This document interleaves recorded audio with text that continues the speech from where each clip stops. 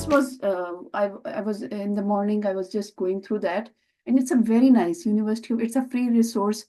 And because I did Glasgow, from University of Glasgow, the certificate for medical education, so I knew that what gives reflective cycle and what are the 4 Fs of active reviewing and learning. So this is very nice. If you just, for your own sake, it's not for your portfolio pathway and for your application, but I would highly recommend this, that reflection toolkit for University of Edinburgh. It's a good one.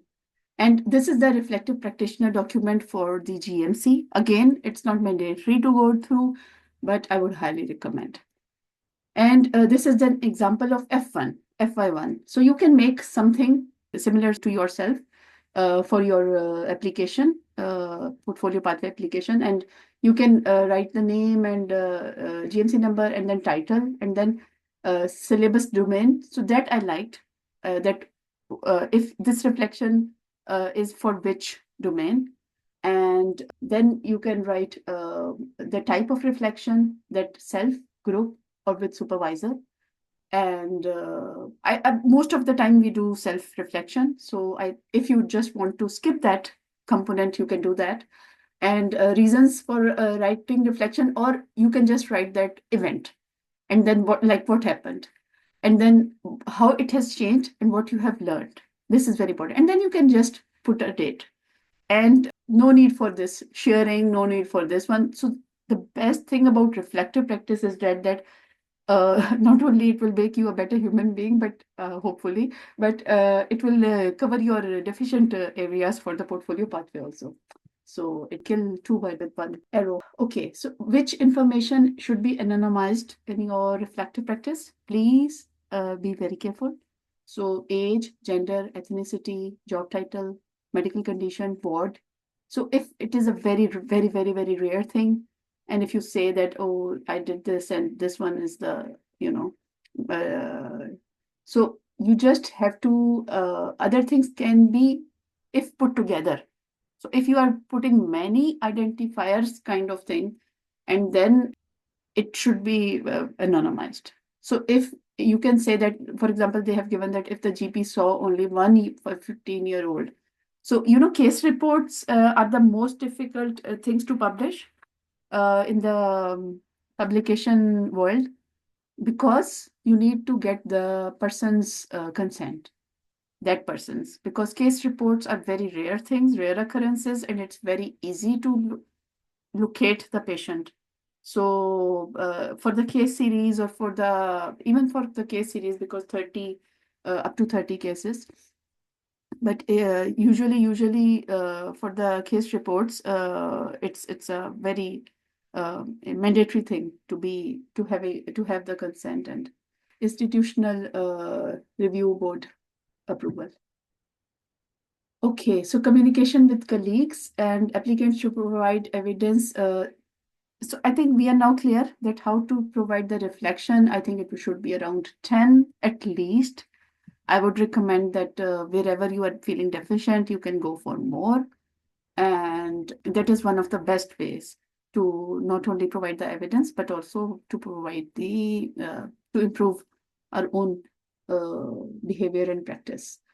Okay, so communication with colleagues. So applicants should provide evidence you can provide from MSF. And MSF can map against many CIPs, I would say. And letters of appreciation, and communication with clinical colleagues, advising them and answering them. So I do get that, how to provide the evidence for second opinion, how to provide evidence for letters of reference or recommendations. So what should you do if you are not working in the UK?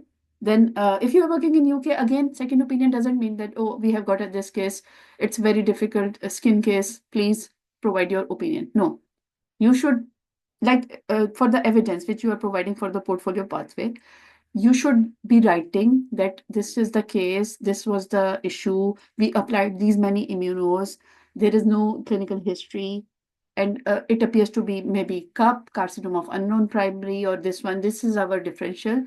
Please give your opinion, something of the sort. Or if you are even sending a case for molecular, that this is appears to be a sarcomatous thing, or in this one and that one, and these are our differentials, and can you please provide opinion? So second opinion letter should not be very simple that we are sending for second opinion. It should elaborate the case, and one or two letters are more than enough, I would say. And similar goes for letter of reference and recommendations. I have an idea that in some countries, these LORs are considered of very, very, very important, value, of high value. But over here, these are important. But again, not too many. So one or two should be more than enough. But those should be of high quality. That elaborating your work, elaborating your different roles, elaborating that how you are as a person, how you communicate. It's not that this person is working and these are very good histopathologists and that's it. No. Most of us and all of us, I would say, we are very good histopathologists. And that's why we have reached up to a certain, stage. But if we can provide a good letter of reference, so few but of high quality for these two. Okay, participation in assessment or appraisal process or appointment process, if you have done so, again, that would be considered as a very, high quality. If you have not done that, you are not an appraisee or you are not an interviewee, you can what you can do is that you can always provide, if you have helped anyone in that if you have helped someone to make interview case questions, or if you have done again, done helped in induction. So that is, again, this is not a mandatory thing, but if you have done that should be great. Or if you didn't have the evidence at that time that you helped and you conducted the interview, or you built up the questions, or you did the induction or something of the sort, what you should do is that get a letter from any person, any colleague, and then they can just write that you have been involved in these things. Then working in multidisciplinary teams, this is again important, that MDTs, CPCs, different sorts, service improvement meetings. So quality improvement, you should not be a quiet person, and you should not be the person who is just pointing out the mistakes. So no, of course, pointing out a problem is a very good thing, but if you can provide a solution also, that evidence would be considered of very high quality. And if you can minute that and you can get it over there, 1 minute meeting is enough. And then departmental meeting. So these meetings happen in all the departments, I think, wherever we are working. So departmental meetings, service improvements, governance meetings, or any meetings of the sort. If you have not done, you can just conduct a meeting. Like if there is not a meeting happening, regular meeting happening in your department abroad. I'm talking about abroad because UK these happen. Governance meetings happen, and departmental meetings definitely happens. MDTs happen. So again, of high quality evidence, that what are the actions that point directly involving the applicant. And again, don't worry if your input and those things were not there, because some people are not used to minute those things in detail. So you can always write a reflection for that. And okay, so how to go for the teaching and lecturing? This is, I think, one of the easiest thing. And people, again, we do get confused. That not confused, but we do get apprehensive that how to. I'm not a teacher. I have never done that. I've never conducted a session or something. So just do that. Conduct some sessions, make a rota. So it will cover your management and leadership. It will cover your communication, get a feedback. So loads of things are covered.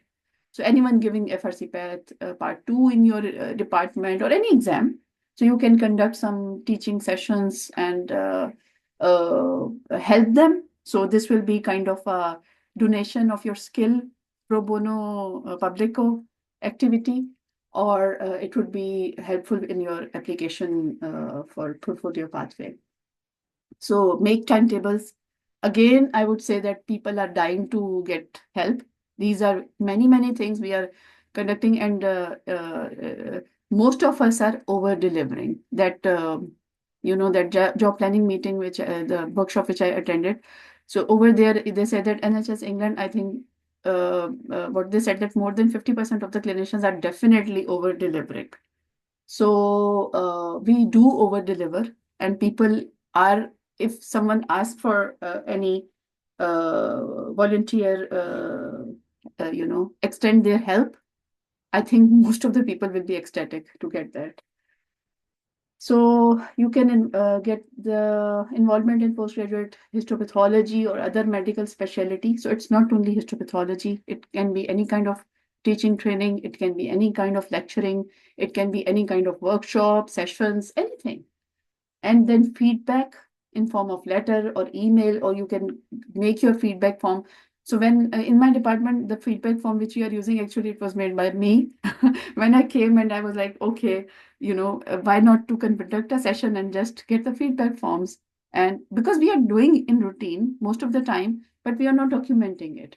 So that's one of the easiest thing, I would say, that teaching and training. And if you have done any course, again, I would repeat, many free courses are available. Like molecular pathology, if you just search for teaching leadership and management, if you can just search, and similar for the teaching and training. So if you can just search and get the online course done.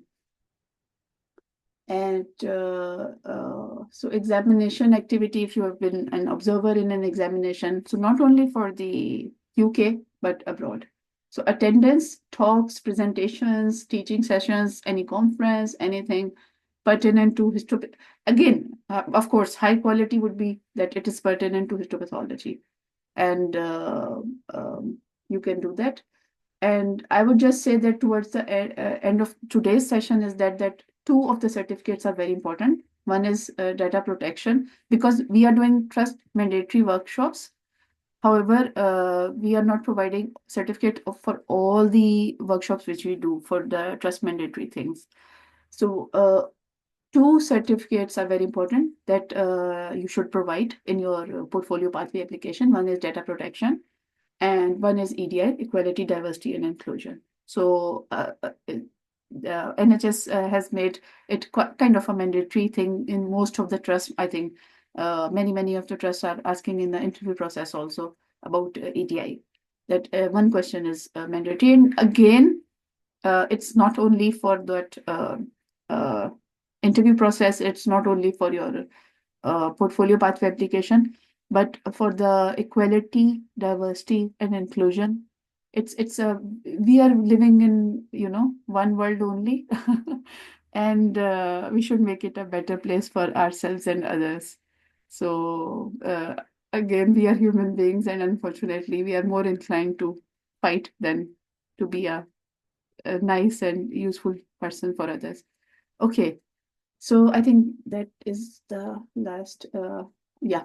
So that was the last slide.